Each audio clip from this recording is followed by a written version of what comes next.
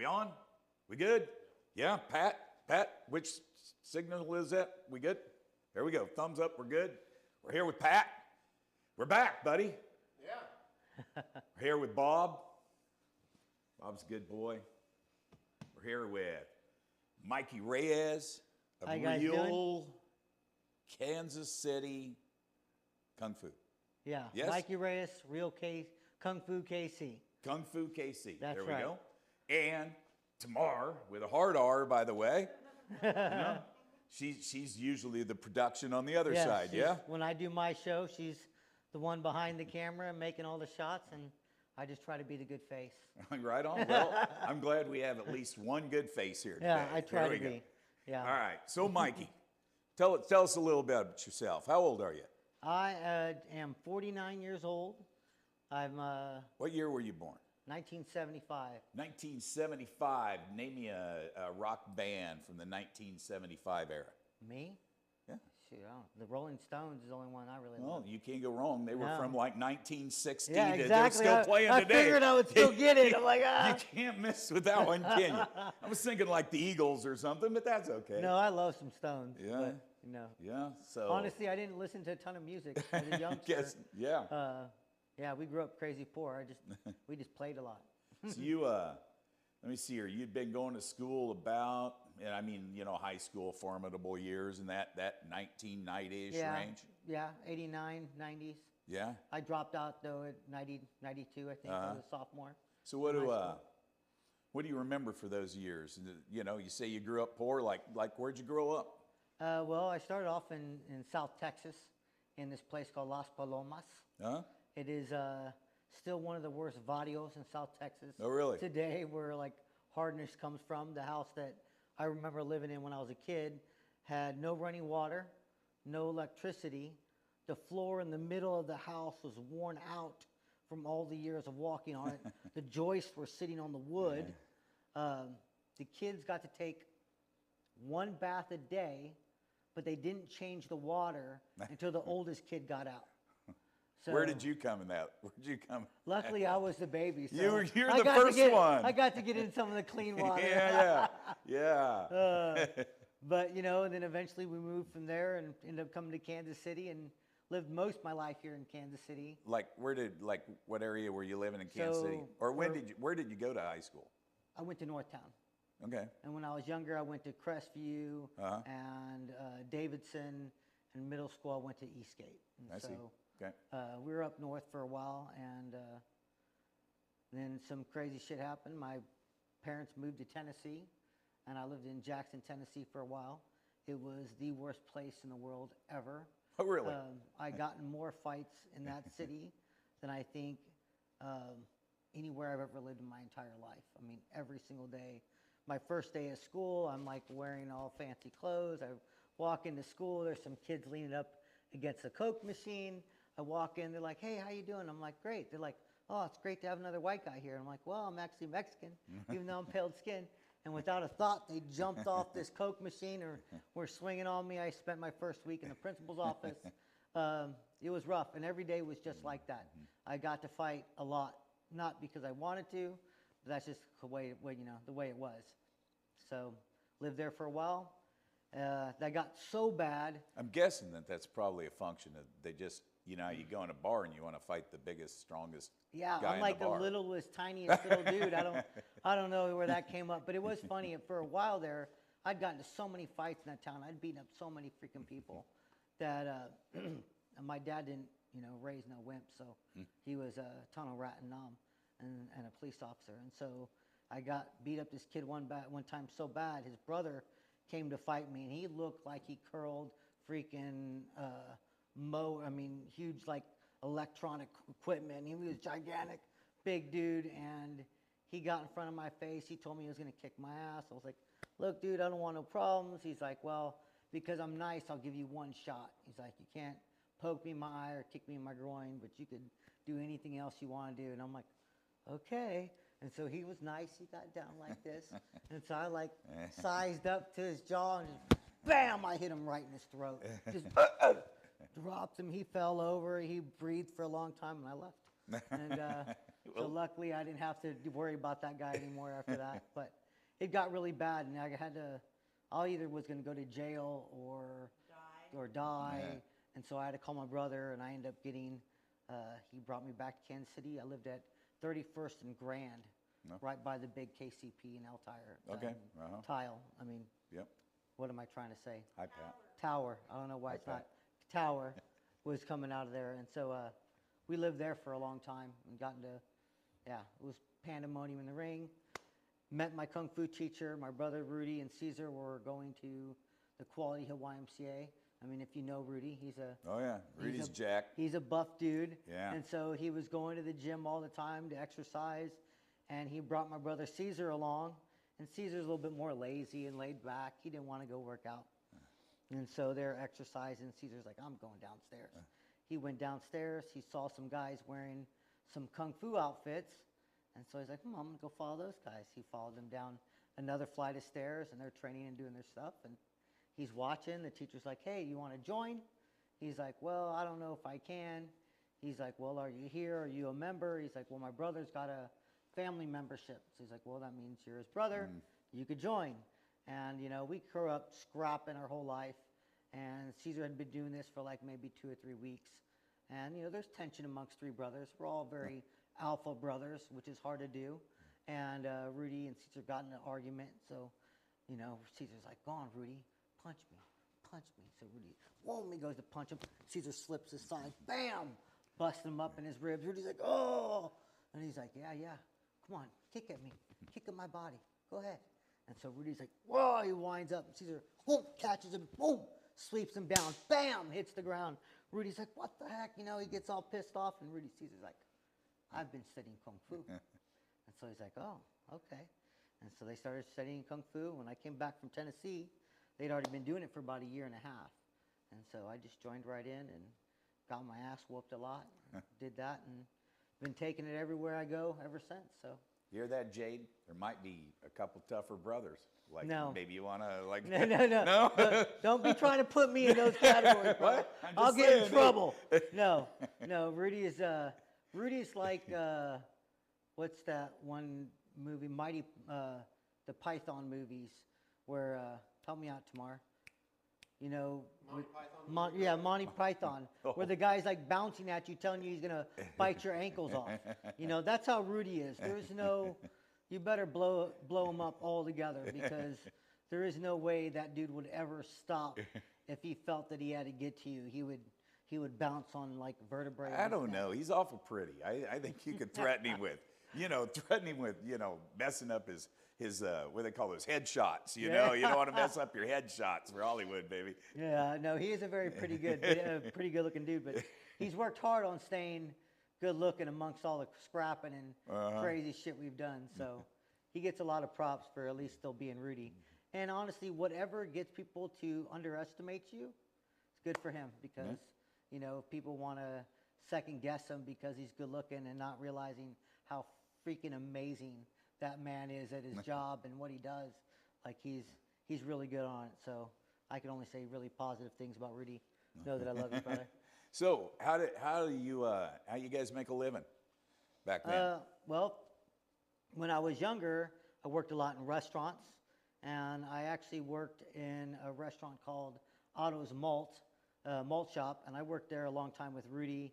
We trained Kung Fu all the time. Rudy eventually left, went off to Texas, and my friend's brother had started going to school for architecture. And so when he did that, he was going to get out, and he started a company called El Dorado Incorporated. They do really amazing work. And so he told his younger brother, who was my best friend, he's like, hey man, I got 100 houses to paint, and I don't have anything else to do anymore. I'm going to go do this.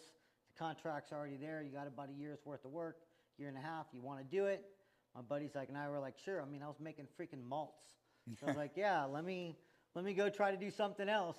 And I went and did this, and it flourished for a while. And then we got our first tax season, and my buddy was like, this murdered me, because our accountant played it really... Didn't save any money to pay well, the taxes. That and the taxes, the people I mean, I've been in Yeah. business now for 33 years. Different accountants play the game differently, you know, but this accountant played it by the exact books, and he got ramrodded, and I was still so young, I didn't really care, and I started doing some other work, and I got hired by this gentleman, and we did a lot of the crossroads downtown. Oh, yeah. Before it was the crossroads. Right.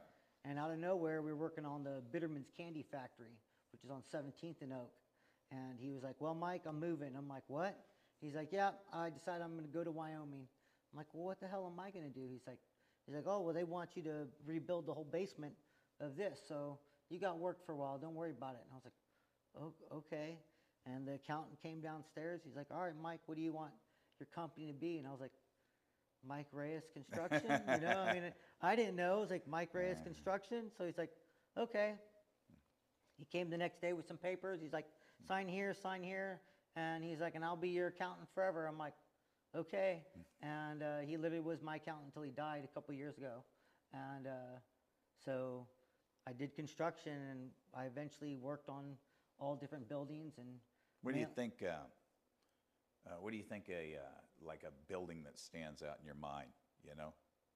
Like house or Yeah, well, just something that stands out in your mind. One of the projects, because you said you did like historic and older. Yeah, so there's actually now it's a Japanese karate school. They're on like maybe 19th and Broadway. It used to be an old bank. Oh. And it's not like we did crazy awesome work there, but it was like the beginning of everything of what I did, and I got to do a lot of good work there. And then I also worked in the Walnuts. Do you know where the Walnuts are? No, I don't. So do you know where Loose Park is? Yeah. Okay, those three beautiful buildings that kind of set back Okay. there. Well, they're the Walnuts. Like Okay. people of like crazy wealth live in these buildings. So if you build, you know what I'm talking about. They didn't have gypsum sheetrocked walls. They had gypsum block. Oh, really? So it was like a cinder Really? block, but it was gypsum. Wow. And they had metal staples that stapled into it. Uh-huh. And the wall, and then they plastered over all that. The walls were like this thick. They were like 14, 15 inches thick. Uh-huh. They were amazing. And in the bathroom, we were remodeling the bathroom, they used to have a little slice there for you to put your razors. You know, the dual razors? Yeah. So they used to put them in the wall Yeah. there. When we tore out the wall, the dude had been putting silver dollars there. Oh, wow. That was a nice find. So everybody on the crew, we all got like 17 silver Yeah. dollars from this dude's wall. We didn't tell our bosses. We just kept the 17 silver dollars. And so, you know, like those two places were probably my I mean, and I've worked on a lot of beautiful homes in Kansas City, but those as a youngster were two of my most memorable spots. One was like the beginning. The other one was like the beginning that eventually got to me doing my own stuff. So That's neat. That's fun. good stuff. It's a lot of fun. You get a lot of personal satisfaction from taking something that's old yeah. and run down and renovating it, you know? Heck yeah, we do a lot of.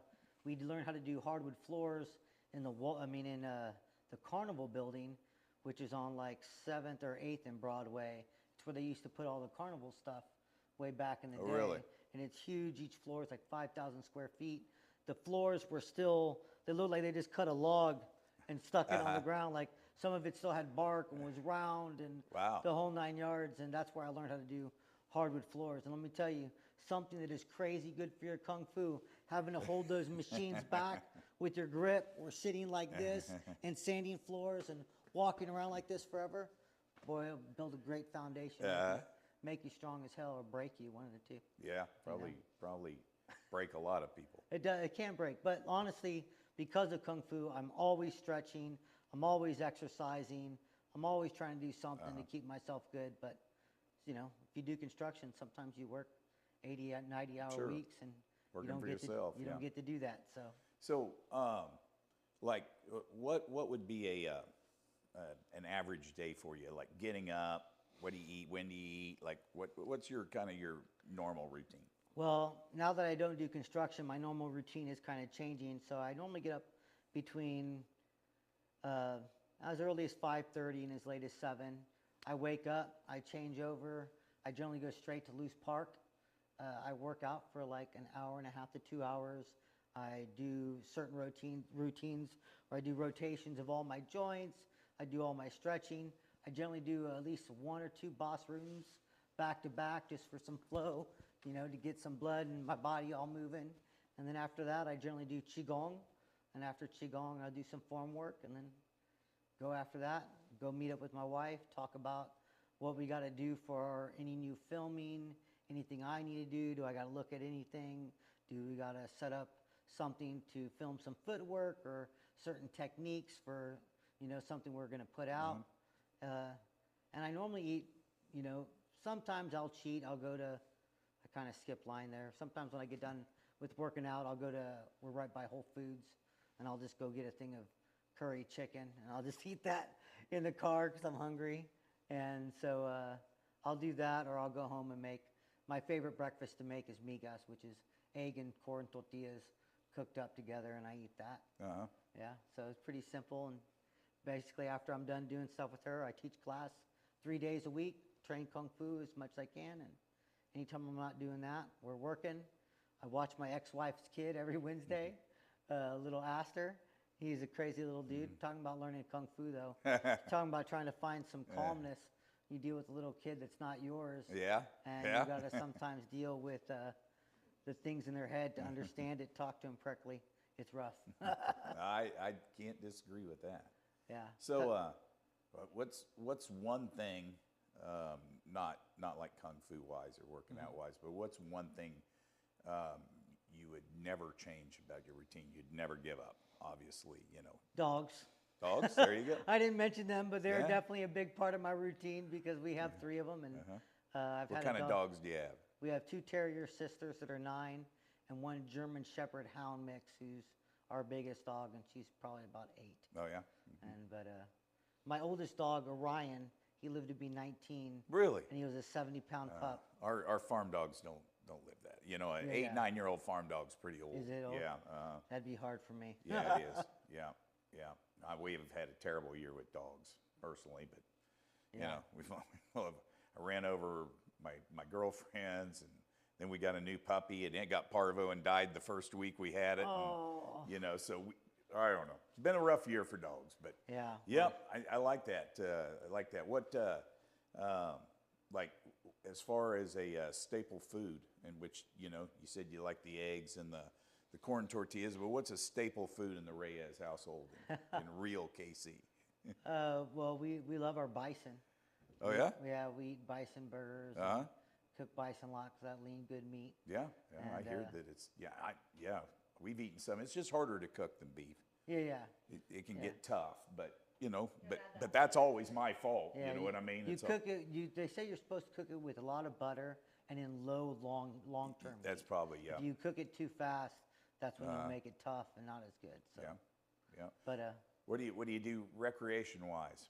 What's I'm kind of a geek. I play D&D. Yeah? Yeah, actually, we're playing later on today. Well, I mean, honestly, I've been playing with my brothers. I started playing D&D when I was like 7 or 8 with my brothers, Rudy and Caesar. And I still remember the first episode. I lasted all of like 5 minutes. We were going through a tunnel, and there was quicksand. I was a thief. I tried to use my little whip to like whip around something and swing, and I failed, and I landed in the quicksand and died. So like. What's your go-to race in class? I would say my go-to race is elf, and my go-to class is ranger. That's always, quick, stay behind, archery, being good in your feet, knowing your land, like a good ranger, Did you grow up reading any of the Forgotten Realms books? Honestly, brother, I'm dyslexic. I don't read much.